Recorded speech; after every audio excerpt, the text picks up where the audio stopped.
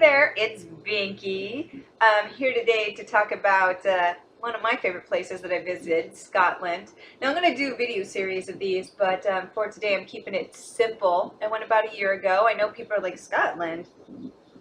You know, they don't think it's the most exciting, exotic area. Well, okay, maybe it's not similar in some ways to the U.S. culture, but it's different, and I absolutely loved it. I have to say what makes Scotland one of the most amazing countries to visit is the Highlands. I absolutely adored the Highlands, and you gotta go.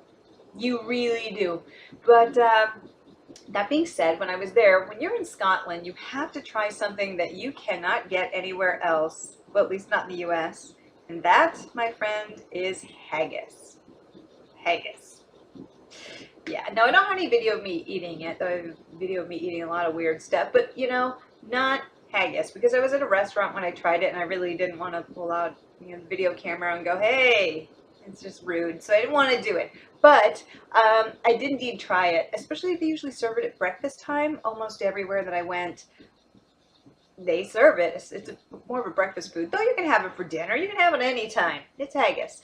But as everyone knows, haggis is big Scottish food, and it, from what I understand, was created out of necessity when there were hard times in the region, and you want to use all the parts of an animal. Well, haggis is primarily made from sheep. My cat is trying to get on my keyboard. Is made from sheep, but not the prime part of the sheep. That's eaten, thrown on the grill. Okay, not thrown on the grill, but that's cooked, eaten, everybody enjoys it. And then you have a lot of leftovers.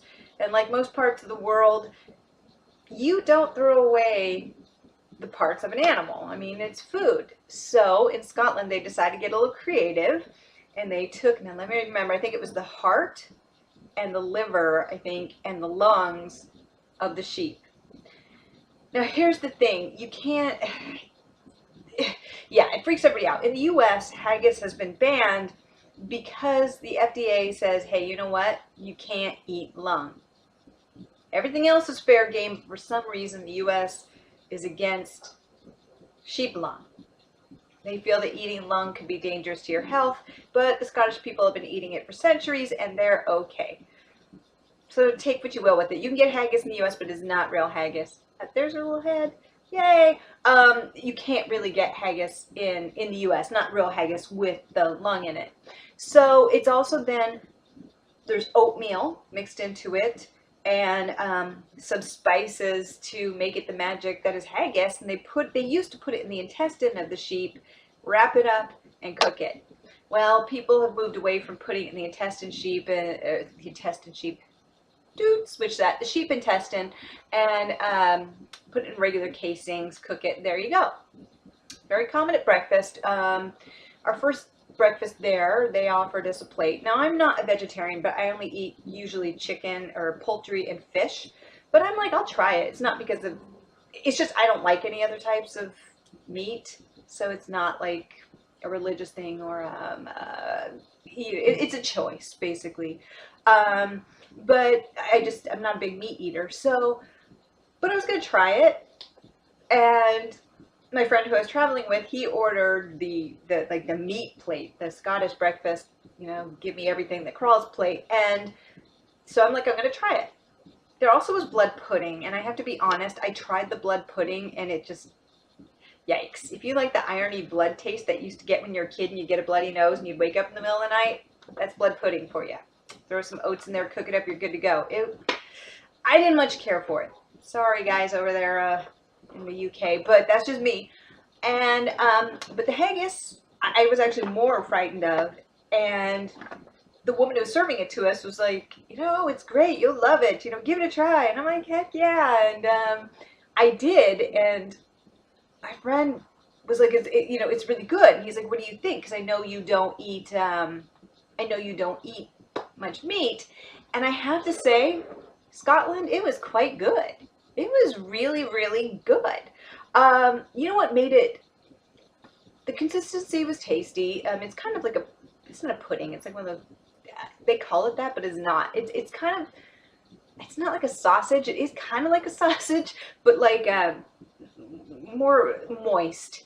It's more moist because of the oats. So it's kind of like a compacted oatmeal.